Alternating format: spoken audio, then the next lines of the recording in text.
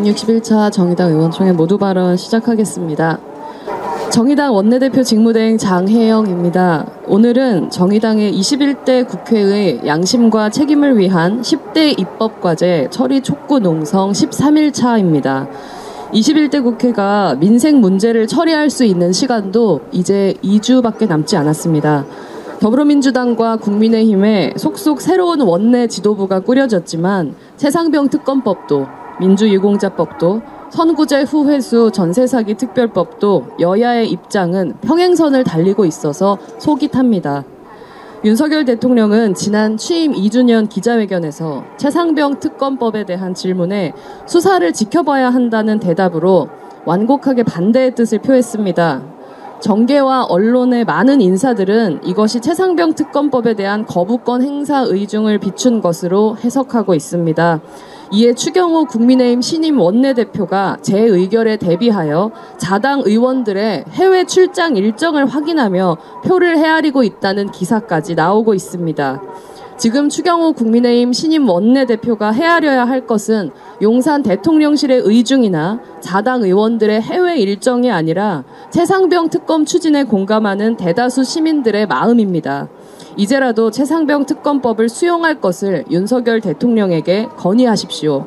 만일 또다시 윤석열 대통령과 국민의힘 지도부가 민심을 거부한다면 재의결 무기명 투표에서 국민의힘 소속 21대 국회의원들은 반드시 보수의 양심을 걸고 윤심이 아닌 민심을 헤아려야 할 것입니다.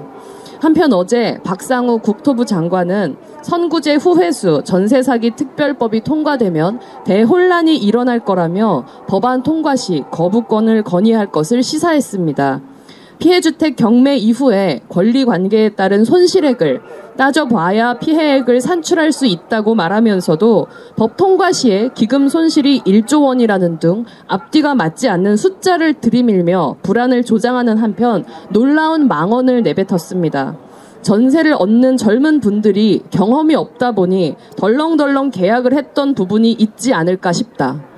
정책을 덜렁덜렁해서 청년들을 사기 피해와 죽음으로 몰아넣고 방치하는 윤석열 정부의 국토부 장관이 8번째 전세사기 피해자의 죽음이 채 2주도 지나지 않은 시점에 과연 입에 올릴 수 있는 말인가 싶습니다.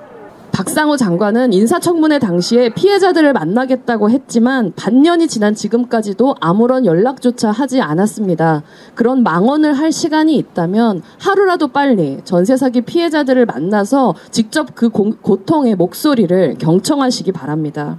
전세사기는 집부자 감세와 안전장치 없는 정책금융을 남발하며 집값을 부양하고 갭투기를 떠받친 정부와 국회의 정책 실패로 인한 사회적 재난입니다. 구덩이로 가득한 길을 만들어 놓고 넘어진 사람 책임이라며 절대 도와줄 수 없다고 으름장을 놓는 것은 길을 닦을 책임이 있는 정부의 책무를 완전히 망각한 태도입니다. 본회의에 올라올 선구제 후회수 전세사기 특별법이 통과되고 수용된다고 해도 일부 피해자들만 지원 대상일 뿐 아직 많은 피해가 사각지대에 남아 있습니다. 선구제 후회수 전세사기 특별법은 피해 구제를 위한 최소한의 조치로 추가적인 인명피해를 막기 위해서라도 반드시 오는 본회의에서 통과되고 수용되어야 할 것입니다. 끝으로 어제 국회 밖에서 민주유공자법 제정을 위해서 오랜 농성을 이어오셨던 전국 민족민주유가족협의회와 민주유공자법 제정 추진단이 21대 국회 내 민주유공자법 제정을 촉구하면서 저희 농성에 합류하셨습니다. 이분들께서는 민주유공자법 제정에 무려 20년을 넘게 싸워오신 분들입니다. 진작에 국회가 이 법을 통과시켰다면 연로하신 몸을 이끌고 이런 농성에 참여하실 일 자체가 없었을 것입니다. 이분들께서 이 자리에 계신 것은 대한민국의 정의가 얼마나 지연되고 있는지, 대한민국의 자유와 민주주의와 역사가 얼마나 형식적으로 존중되고 있는지를 보여주는 증거입니다. 정의당은 21대 국회 내에서 민주유공자법은 물론 최상병 특검법과 선구제 후회수 전세사기 특별법 등 양심과 책임을 위한 이 10대 입법과제의 완수를 위해 끝까지 모든 노력을 다할 것입니다.